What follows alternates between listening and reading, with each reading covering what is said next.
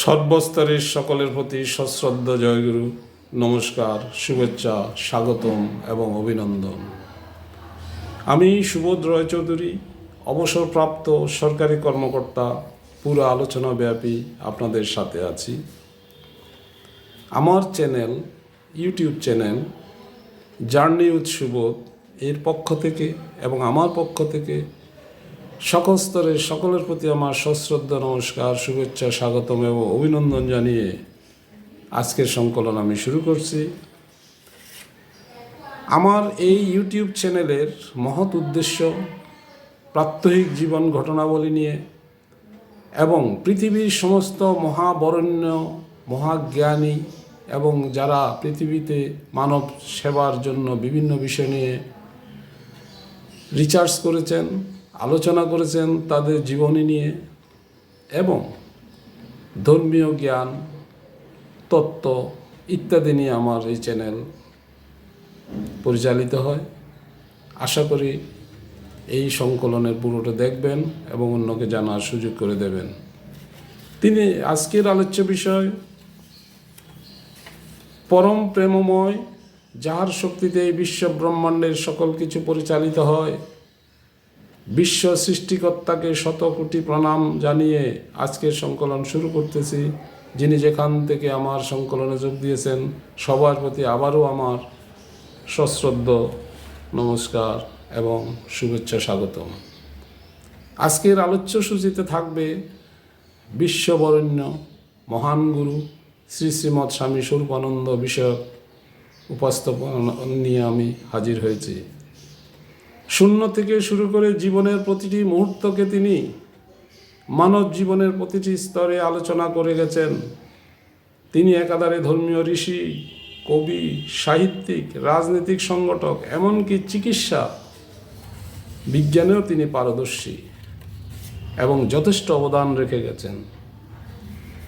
তিনি গঠন করে গিয়েছেন ওঙ্কার উপাসক, এক ব্রহ্ম, যার শক্তিতে সারা পৃথিবী ঘুরে, সারা পৃথিবীর সমস্ত শক্তি ওঙ্কারের মধ্যে নিবৃত থাকে। সেই ওঙ্কার বিগ্রহকে নিয়ে উনি পর্যালোচনা, প্রতিষ্ঠিত এবং গবেষণা করেছেন। তিনি জাতপাত, বিভিন্ন বিগ্রহ, বিভিন্ন মতামত সব কিছুর ঊর্ধ্বে থেকে সনাতন ধর্মের সকল মত ও পথকে প্রাধান্য দিয়ে সকল মানুষকে এক আসরে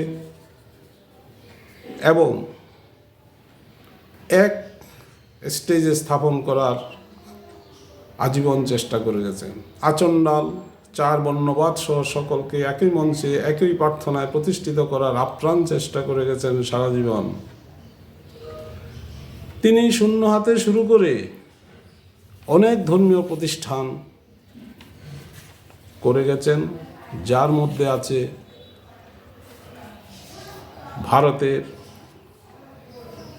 ঝাড়খণ্ড রাজ্যের পুপুনকিতে এক বিশাল আশ্রম গঠন করেছেন। বারাণসীতে স্বরূপানন্দ স্ট্রিটে বিশাল আশ্রম করে গেছেন শূন্য হাতে শুরু করে। বাংলাদেশের চাঁদপুর শহরে, কুমিল্লায় অদাসক আশ্রম, এছাড়া জানা অজানা আরও বহু আশ্রম তিনি মানব কল্যাণে একেশ্বরবাদের বিভিন্ন পথ মত এবং ধর্মীয় গবেষণা তথ্যাদি উল্লেখ করে উনি ওনার ধর্ম প্রচার করে গেছেন। এই মহান ব্যক্তিকে আবারও শুভেচ্ছা, স্বাগতম এবং অভিনন্দন এবং নমস্কার।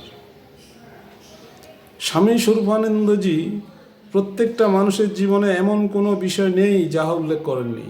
উনি 24 খণ্ড অখণ্ড সংহিতা রেখে গেছেন। এই ছাড়া বহু ধর্মীয় গ্রন্থ বিভিন্ন স্তরে, কুমারী, আত্মগঠন, এছাড়া শত শত গ্রন্থ উনি উল্লেখ করেছেন। শত শত চিঠি বিভিন্ন মানুষের কাছে লিখেছেন। আজীবন দেশ থেকে দেশ, গ্রাম থেকে গ্রাম অকাতরে উনি ভ্রমণ করে ওনার একেশ্বরবাদ প্রচার করে গেছেন। আজকের এই দিনে ওনাকে স্মরণ করতে আমার খুবই গর্বিত মনে হচ্ছে যে ওনার সম্পর্কে দুটি কথা বলতে পেরে আপনাদের কাছে সামান্যতম যদি আমি উপকার করতে পারি তাহলে নিজেকে ধন্য ভাবব। আমরা বিভিন্ন মতের, বিভিন্ন জাতের, বিভিন্ন পথের, বিভিন্ন কিছুই নিয়ে আমরা ধাবিত। আজকের সনাতন ধর্ম এই বর্ণবাদ, শ্রেণীবিভাগ, বৈষম্যবাদ সব কিছুর ঊর্ধ্বে থেকে এক আসরে আনার জন্য উনি আপ্রাণ চেষ্টা করে গেছেন।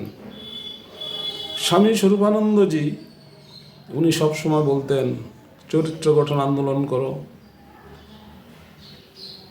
জীবনের প্রতিটি মুহূর্তকে ধর্মের কাজে ব্যয়িত করো।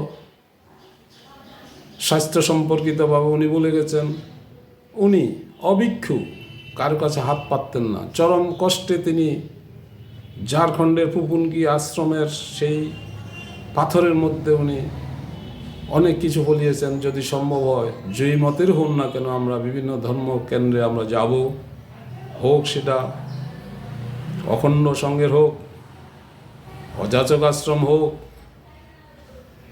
বা যেই ঠাকুরের হোক, আমরা আশ্রম ঘুরব, ওনাদের কৃতিত্বের মূল্যায়ন করব এবং ওনাদের বিষয়ে আমরা রিসার্চ করব।